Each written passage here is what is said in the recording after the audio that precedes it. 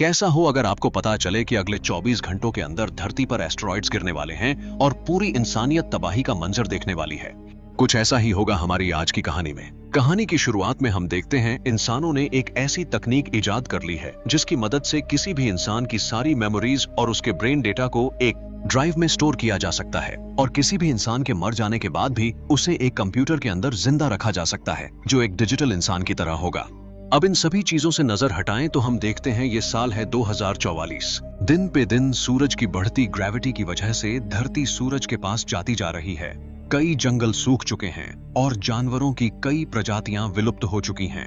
अगले 100 सालों तक अगर इसका कोई उपाय न ढूंढा गया तो न ये धरती बचेगी न इस पे मौजूद कोई भी इंसान। इंसानों ने इस चीज से बचने के लिए कुछ विशाल इंजन बनाने शुरू कर दिए हैं जिसे बनाने का काम यूईजी यूनाइटेड अर्थ गवर्नमेंट को सौंपा गया है, जिसे दुनिया के सभी देशों ने मिलकर बनाया है। यूईजी धरती को सूरज से दूर लेकर जाएगी और उसे बर्बादी से बचाएगी, मगर केवल धरती पर इंजन बनाने से उनका काम नहीं हो पाएगा। इंसानों को चांद पर भी कुछ इंजन बनाने की जरूरत पड़ेगी ताकि चांद की ग्रेविटी का धरती पर असर न पड़े। देखते ही देखते इंसानों ने धरती पर 10,000 इंजन बना डाले ताकि धरती को सेफली सोलर सिस्टम से बाहर ले जाया जा सके। साथ ही साथ 3 सैटेलाइट सिस्टम्स भी बनाए गए जो चांद को धरती के रास्ते से हटाने का काम करेंगे। इस बड़े प्रोजेक्ट को शुरू तो कर दिया गया था मगर इसमें कई लाख करोड़ का खर्च आने वाला था। वहीं दूसरी तरफ आम जनता के लिए खाने को खाना नहीं था। लोगों को इस प्रोजेक्ट पर भरोसा नहीं था कि ये आखिर काम भी करेगा या नहीं। लोगों ने इसके खिलाफ प्रोटेस्ट करना शुरू कर दिया था। लोगों की नाराजगी जायज थी मगर इस प्रोजेक्ट को रोका भी नहीं जा सकता था। यूईजी को जो लीड कर रहे थे, जो सभी से कहते हैं कि उन्हें लोगों का भरोसा जीतने के लिए इस प्रोजेक्ट के पहले पार्ट को कंप्लीट करके लोगों को दिखाना होगा। पहले पार्ट को कंप्लीट करने के लिए सबसे पहले चांद पे मौजूद सैटेलाइट इंजनों को टेस्ट करना पड़ेगा कि वो काम कर रहे हैं या नहीं। इंसानों ने स्पेस में जाने के लिए एक एलिवेटर का आविष्कार कर दिया था जिससे इंसानों को बेहद आसानी से चांद पर भेजा जा सकता था। अब इस मिशन के लिए कुछ सोल्जर्स को बुलाया जाता है जिसमें लियू भी शामिल था। उस वक्त वहां बहुत सारे लोग प्रोटेस्ट करने पहुंचे हुए थे और वहां का माहौल बेहद खराब था। तभी वहां कुछ प्रोटेस्टर्स दरवाजा तोड़कर घुस जाते हैं और वहां आग लगाने की कोशिश करते हैं, मगर उसी मिशन के लिए आई एक फीमेल सोल्जर उसे पकड़कर जमीन पर पटक देती है और वहां कोई भी नुकसान करने से रोक लेती है। उसका नाम हान था।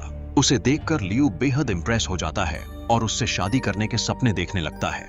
कुछ ही देर में वहां ड्रोन आकर सिचुएशन संभाल लेते हैं। अब उन सभी सोल्जर्स को स्पेस एलिवेटर की तरफ ले जाया जाता है जहां चांद पर ले जाने से पहले कुछ दिनों तक उनकी प्रैक्टिस कराई जानी थी जिससे उन्हें एलिवेटर और चांद पे किसी भी तरह की परेशानी न हो। हान लियू के बगल वाली सीट पर आकर बैठती है। उनकी आपस में जान पहचान भी हो जाती है। उन्हें सारी जरूरी बातें बताई जाती हैं और कुछ देर बाद एलिवेटर लॉन्च किया जाता है और बड़ी ही तेजी के साथ कुछ ही मिनटों में सभी स्पेस स्टेशन पहुंच जाते हैं। अब ऐसे ही उनकी हर रोज की प्रैक्टिस शुरू हो जाती है और इसी बीच लियू और हान के बीच प्यार हो जाता है। कुछ दिनों बाद लियू हान को एक गुलदस्ता देकर प्रपोज कर देता है और हान उसका प्रपोजल एक्सेप्ट भी कर लेती है।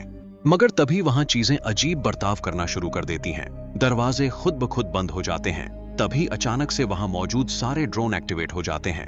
स्पेस एलिवेटर्स नीचे आते आते अचानक से वापस लौटकर ऊपर चले जाते हैं। सभी सिस्टम्स पर वार्निंग आ जाती है। असल में वहां के सारे सिस्टम्स हैक कर लिए जा चुके होते हैं। अब स्पेस एलिवेटर के अंदर लियू की नजर एक लड़की पर पड़ती है जिसके कपड़ों पर उसकी गर्लफ्रेंड हान का नाम लिखा था। वहां 3 लोग ऐसे मौजूद होते हैं जिनके नाम दूसरे लोगों से मिल रहे होते हैं। वो तीनों अपनी सीट से उठकर वहां मौजूद दूसरी सारी सीट्स लॉक कर देते हैं। असल में उन लोगों ने वहां के पूरे सिस्टम को हैक कर लिया होता है और वो कोई स्पेस सोल्जर नहीं बल्कि आतंकवादी होते हैं। वहीं नीचे मौजूद सभी ड्रोन इंसानों पर हमला करने लग जाते हैं। इन हमलों में कई लोगों की जान जाती है। उन आतंकवादियों ने दरवाजा अंदर से बंद रखा होता है। लियू एक चश्मे के लेंस से लॉक को चलाकर अंदर घुस जाता है। लियू हान की सेफ्टी के लिए उसे अंदर नहीं देता। वो लोग उन आतंकवादियों से बुरी तरह पिटते हैं। लियू के कान की मशीन भी टूट जाती है। उसे कुछ भी समझ नहीं आता। हान और उसके दूसरे साथी उससे क्या कहने की कोशिश कर रहे होते हैं। लियू बिना कुछ सोचे उन लोगों से लड़ने लग जाता है। हैक्ड ड्रोन को खत्म करने के लिए फाइटर जेट्स की मदद ली जाती है। लियू अकेला ही उनका सामना कर रहा होता है। उनमें से एक तो खुद ही नीचे गिरकर मारा जाता है। जल्द ही फाइटर जेट्स उन ड्रोन पर काबू पा लेते हैं। सिस्टम को दोबारा रीस्टार्ट किया जाता है और एलिवेटर एक बार फिर उनकी कंट्रोल में आ जाता है। एलिवेटर को तुरंत ही नीचे की तरफ वापस लाया जाता है। इतने में लियू 2 आतंकवादियों को खत्म कर चुका होता है। मगर एक आतंकवादी अभी उस पर भारी पड़ रहा होता है। तभी दरवाजे की दूसरी तरफ हान बड़े कामों में इस्तेमाल होने वाले एक लोहे के हाथ की मदद से वहां के शीशे तोड़कर अंदर आ जाती है और उस आतंकवादी से लड़ने में लियो की मदद करती है। आखिर में वो आतंकवादी किसी तरह मारा जाता है, मगर इन मसलों में स्पेस स्टेशन का एक बड़ा हिस्सा टूटकर सीधा जमीन पे गिरने लग जाता है। इसके वजह से उस जगह पर बहुत ज्यादा तबाही हो जाती है। स्पेस एलिवेटर में भी मौजूद कुछ लोग घायल हो जाते हैं, मगर लियो हान को प्रोटेक्ट कर लेता है और उसे एक चोट तक नहीं आने देता। सारे लोगों को हॉस्पिटल ले जाया जाता है। कुछ लोगों को बचा लिया जाता है, मगर बहुतों की जान जाती है। अब इन सब के बाद लियो से उसका कमांडर जैंग मिलने आता है और इस हादसे को 7 महीने गुजर जाते हैं। अब हम यूईजी के लीडर जाओ को देखते हैं, जिसने अपनी असिस्टेंट को एक स्पीच तैयार करके दी है जिसमें बहुत सी जरूरी बातें लिखी हुई होती हैं। अब हम देखते हैं कि स्पेस एलिवेटर के तबाह होने के बाद लोगों का भरोसा इस प्रोजेक्ट से पूरी तरह उठ चुका होता है और अब बॉम्ब ब्लास्ट और प्रोटेस्ट और भी ज्यादा बढ़ जाते हैं। यूईजी की एक बड़ी मीटिंग के वक्त जब जाओ की असिस्टेंट स्पीच दे रही होती है, उसी वक्त वहां की लाइट चली जाती है और तभी वहां उसका एक रिप्रेजेंटेटिव आकर जाओ से कहता है कि सिचुएशन बेहद खराब हो चुकी है। क्या इस प्रोजेक्ट को आगे बढ़ाना सही भी होगा या नहीं? जाओ इस प्रोजेक्ट को किसी भी हालत में आगे बढ़ाना चाहता था, मगर हालात उसका साथ बिल्कुल नहीं दे रहे थे। मुश्किलें और भी ज्यादा बढ़ती जा रही थीं। इन सब के बाद भी जाओ इस प्रोजेक्ट को नहीं रोकता और इसे आगे बढ़ाने का फैसला करता है। अब हम एक चीनी साइंटिस्ट हेंग्यू को देखते हैं जो एक प्रिजर्व बॉक्स से उठता है। उस वक्त वो सभी चांद पर होते हैं जिन्हें धरती से भेजा गया होता है। कुछ सालों पहले हेंग्यू की बेटी एक कार एक्सीडेंट में मारी गई थी, लेकिन गुजरने से कुछ ही देर पहले उसने अपनी बेटी के दिमाग को एक हार्ड ड्राइव में स्टोर कर लिया था और डिजिटल लाइफ की मदद से उसने अपनी एक डिजिटल बेटी बना ली थी जिससे वो अक्सर बातें किया करता था। अब धरती से चांद पर नए मिशन के लिए कुछ सामान भिजवाया जाता है, जिसमें एक बेहद खास कंप्यूटर मौजूद होता है जिसे एक बार शुरू कर दिया जाए तो वो खुद ब खुद ही सारी चीजें समझ जाएगा और चांद पर नए इंजन तैयार करना शुरू कर देगा। पूरी दुनिया में ऐसे केवल 4 कंप्यूटर ही मौजूद थे। उस कंप्यूटर को 530C नाम दिया गया था। अब उस कंप्यूटर को काम पर लगा दिया जाता है जो बेहद तेजी से नए इंजन तैयार करने में लग जाता है। अब हेंग्यू का एक सीनियर लीडर मिस्टर मा उसे एक कुछ साल पुरानी ड्राइव लाकर देता है जिसमें हेंग्यू का दिमाग भी ठीक उसी तरह से स्टोर होता है जैसे उसने अपनी बेटी का दिमाग एक ड्राइव में स्टोर कर रखा होता है। वो वैज्ञानिक ऐसा इसलिए कर रहे थे ताकि अगर किसी कारणवश किसी वैज्ञानिक की मौत हो जाती है तो उसके मर जाने के बाद भी उसकी मदद ली जा सके। मगर मिस्टर मा ने अपनी कोई बैकअप ड्राइव नहीं बनाई थी क्योंकि वो मर जाने के बाद किसी का डिजिटल गुलाम नहीं बनना चाहता था। अब अनाउंसमेंट होती है कि चांद पर एक बड़ा तूफान आने वाला है। उसके आने से पहले अगर सारा सामान शिप के अंदर नहीं लाया गया तो उन्हें नुकसान झेलना पड़ सकता है। अब बैठे बैठे हेंग्यू याद करता है कि कैसे वो और उसकी फैमिली खुशी खुशी एक गाड़ी में कहीं जा रहे थे, मगर तभी एक ट्रक ने बेहद जोर की टक्कर मारी। इस हादसे में उसकी बीवी तो तुरंत ही चल बसी, मगर बेटी कुछ दिनों के लिए अस्पताल में जिंदा थी। उस समय में डिजिटल लाइफ तकनीक बेहद नायाब थी और हेंग्यू उसे अफोर्ड नहीं कर सकता था, तभी उसकी मदद मिस्टर मा ने की थी। अब हम देखते हैं कि हार्ड ड्राइव 550A अब अपनी पूरी क्षमता तक जा चुका था और हेंग्यू की डिजिटल बेटी के पास जीने के लिए केवल थोड़ा सा समय ही बचा था। मगर हेंग्यू उसे एक पूरी जिंदगी देना चाहता था जो केवल नए कंप्यूटर 550C से ही संभव थी। मगर उसका सीनियर मिस्टर मा उसे 550C नहीं दे सकता था क्योंकि उसका इस्तेमाल पूरी तरह से इंजन बनाने के लिए किया जाना था। अब वो सभी धरती से आया सामान शिप की तरफ लेकर बढ़ रहे होते हैं और कुछ ही देर में तूफान बहुत तेजी से आकर उनसे टकराता है।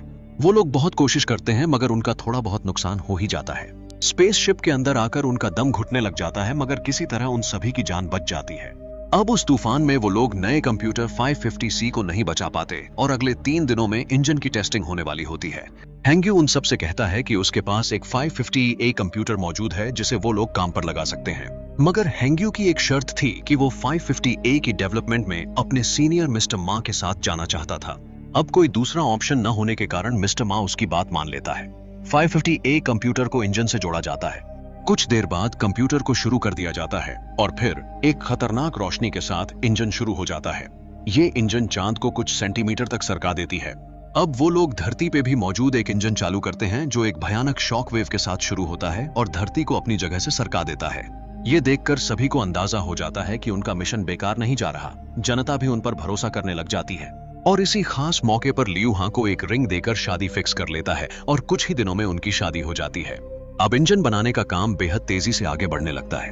अब सारे देश मिलकर एक नया प्रोजेक्ट शुरू करते हैं जिसमें सभी जमीन के नीचे एक नया शहर बनाने की शुरुआत करते हैं। पृथ्वी को उसकी जगह से हटाते ही दिन 24 घंटे से सीधे 60 घंटे का हो जाने वाला था। मगर जो सबसे बड़ी समस्या जनता में देखने को मिली वो ये थी कि सोलर रेडिएशन की वजह से एक बड़ी आबादी को कैंसर का सामना करना पड़ा। इसी तरह साल दर साल गुजरते जाते हैं। इस प्रोजेक्ट को एक नया नाम दिया जाता है, द वॉन्डरिंग अर्थ प्रोजेक्ट। अभी भी एक समस्या उनके सामने आ रही थी। चांद पे मौजूद इंजन पर भरोसा नहीं किया जा सकता था, इसलिए यूईजी ने सभी देशों से न्यूक्लियर बमों की मांग की थी, मगर कुछ देश इसके लिए राजी नहीं हो रहे थे। अब कुछ ही दिनों में ये प्रोजेक्ट फाइनली शुरू होने वाला था, जिसके बाद धरती को सोलर सिस्टम से दूर ले जाया जाएगा। लोग आखिरी कुछ दिनों के लिए चांद को देख रहे थे। अब हम देखते हैं लियू और हां की शादी किए कुछ साल गुजर चुके होते हैं और दोनों का एक बेटा भी हो चुका होता है। मगर हम देखते हैं कि कई सारे दूसरे लोगों की तरह हां भी कैंसर की शिकार हो चुकी होती है। इस चीज को लेकर लियू बेहद परेशानी में आ चुका होता है। वहीं दूसरी तरफ हेंग्यू को 14 साल बीत चुके थे अपनी डिजिटल बेटी को देखे। एमआर मां उसे समझाना चाहता था कि उसकी बेटी अब मर चुकी है, बेहतर होगा वो उसे भुलाने की कोशिश करे। मगर हेंग्यू इस चीज को मानने के लिए बिल्कुल भी तैयार नहीं था। हेंग्यू चाहता था कि उसकी बेटी को एक नए तकनीक वाले कंप्यूटर से जोड़ा जाए ताकि वो एक पूरी लाइफ जी सके और डिजिटल लाइफ में उन्हें एक बड़ी इनोवेशन मिले। मगर एमआर मां इस चीज से सहमत नहीं था। अब हम देखते हैं लियू किसी मिशन पर जाने के लिए इंटरव्यू देने आया हुआ होता है। उसका इंटरव्यू एक एआई मशीन ले रही होती है जो उसकी फैमिली के बारे में उससे सवाल पूछने लग जाती है और उसे कहती है कि उसकी बीवी कुछ ही दिनों में मर जाएगी। ये सुनकर उसे बहुत गुस्सा आ जाता है। वो इस इंटरव्यू में पास नहीं हो पाता और वहां से चला जाता है। अब अंडरग्राउंड सिटी में जाने के लिए लोगों को पासेस बेचे जा रहे होते हैं। लियू पासेस खरीदकर हॉस्पिटल हां से मिलने चला जाता है। धीरे धीरे रात हो जाती है और हां लियू से कहती है कि वो इन आखिरी दिनों में एक बार अपने होम टाउन वापस जाना चाहती है। अब हम देखते हैं हेंग्यू अपनी बेटी को बेहद मिस कर रहा होता है। वो खुद को रोक नहीं पाता और कई सालों बाद एक बार फिर उस ड्राइव का इस्तेमाल करके अपनी बेटी को देखता है। हेंग्यू उसे देखते ही रोने लग जाता है। उसके ड्राइव कनेक्ट करने की वजह से इंजन्स में प्रॉब्लम शुरू हो जाती है और पूरे सिस्टम में अलर्ट्स आने लग जाते हैं। वो लोग कमरे का ग्लास तोड़कर लियू को पकड़ लेते हैं और सिस्टम से वो ड्राइव भी निकाल लेते हैं। अब हम देखते हैं लियू अपनी वाइफ हां को एक फाइटर जेट में लेकर उसके होम टाउन चला जाता है। वो शहर पहले ही तबाह हो चुका था और लोगों ने वहां रहना बंद कर दिया था। अब हां लियू से कहती है अगर उसे नहीं चुना गया तो वो बच्चे को लेकर अंडरग्राउंड सिटी चला जाए। हाँ, अंडरग्राउंड सिटी नहीं जाएगी क्योंकि इसे भी उसकी जिंदगी में अब कुछ ही दिन बाकी रह गए हैं। अब हम देखते हैं चांद पे मौजूद एक लूनर इंजन शुरू किया जाता है जो अपनी कैपेसिटी से कुछ ज्यादा पावर इस्तेमाल कर लेता है और चांद पर एक बड़ा ब्लास्ट हो जाता है। सभी के मोबाइल्स पर अलर्ट मैसेजेस आने लग जाते हैं और कुछ ही देर में एक बड़ी सुनामी आ जाती है जो पूरे शहर को घेर लेती है। तभी इमरजेंसी की सिचुएशन में लियू को अर्जेंट बुलाया जाता है। उस बड़े विस्फोट के कारण चांद अपने ऑर्बिट से भटक जाता है और धरती की तरफ बढ़ने लग जाता है। अब चाइनीज गवर्नमेंट फैसला करती है कि लोगों को अंडरग्राउंड सिटीज में भेजा जाएगा। लियू अपने बेटे को अपने पिता के हाथों सौंप देता है जो उसे अंडरग्राउंड सिटी ले जाते हैं। वहीं दूसरी तरफ हां भी कैंसर से मारी जाती है। इन सब के बाद भी लियू अपना फर्ज निभाने से पीछा नहीं हटता। अब झाओ एक बड़ी स्पीच देता है जिसमें वो सभी देशों को न्यूक्लियर बम्स डोनेट करने के लिए मना लेता है। अब हम देखते हैं कि उस ब्लास्ट के कारण चांद के बाकी सारे दूसरे इंजन काम करना बंद कर चुके थे। इसलिए अब सब कुछ वापस ठीक करने के लिए एमआर मां को हेंग्यू की जरूरत थी। हेंग्यू मना भी नहीं कर सकता था क्योंकि एमआर मां के पास उसकी डिजिटल बेटी का ड्राइव मौजूद था। अब कोई दूसरा ऑप्शन न होने के कारण यूईजी आखिरी ऑप्शन को चुनती है। अब चांद पर धरती से सारे न्यूक्लियर बम्स भेजे जाएंगे और चांद पर एक बड़ा ब्लास्ट करके चांद को धरती के रास्ते से हटा दिया जाएगा। अब सारे देशों से न्यूक्लियर बम्स इकट्ठा किए जाते हैं जो पूरे मिलाकर 3000 न्यूक्लियर बम्स इकट्ठा हो जाते हैं। अब सारी कंट्रीज को एक इंटरनेट से जोड़ने की जरूरत थी और चांद को रास्ते से हटाते ही धरती एक नए सफर पर निकल जाने वाली थी। अब रोबोट्स को पानी के अंदर केबल्स बिछाने के लिए भेज दिया जाता है। अब और 12 घंटे बचे थे चांद को वापस धरती पर गिरने के लिए। सभी में बेहद टेंशन का माहौल था। कुछ लोगों को भारी भारी सूट्स पहनाकर पानी के अंदर इंटरनेट केबल्स बिछाने भेजा जाता है जिसमें हेंग्यू और एमआर मां भी शामिल होते हैं। अब सारे न्यूक्लियर बम्स को चांद पर पहुंचाया जाता है। अब हेंग्यू और एमआर मां कुछ और लोगों के साथ डूबे हुए बिल्डिंग्स के अंदर पहुंचते हैं। दरवाजा खोलने के चक्कर में उन सभी में से एक आदमी घायल भी हो जाता है। चांद पे भी एक एयरक्राफ्ट क्रैश कर जाता है। अब तक इंसानों को बहुत ज्यादा नुकसान झेलना पड़ चुका था। अब खराब सिचुएशन को देखते हुए एस्ट्रोनॉट्स वापस धरती पे जाने का फैसला करते हैं, मगर लियू जाने से मना कर देता है और स्पेसक्राफ्ट का दरवाजा बाहर से बंद करके न्यूक्लियर बम सेट करने का फैसला करता है। वहीं दूसरी तरफ एमआर मां और हेंग्यू अभी पानी के नीचे इंटरनेट कनेक्शन जोड़ने की कोशिश में लगे होते हैं। वहीं दूसरी तरफ चांद पे हुए ब्लास्ट से निकलने मलबे भी तेजी से धरती की तरफ बढ़ रहे थे। वो लोग कुछ कर पाते इससे पहले मलबे धरती तक पहुंच गए और हर तरफ तबाही का मंजर छा गया। एक मलबा उस जगह पर भी जाकर गिरा जहां एमआर, मां और लियू थे।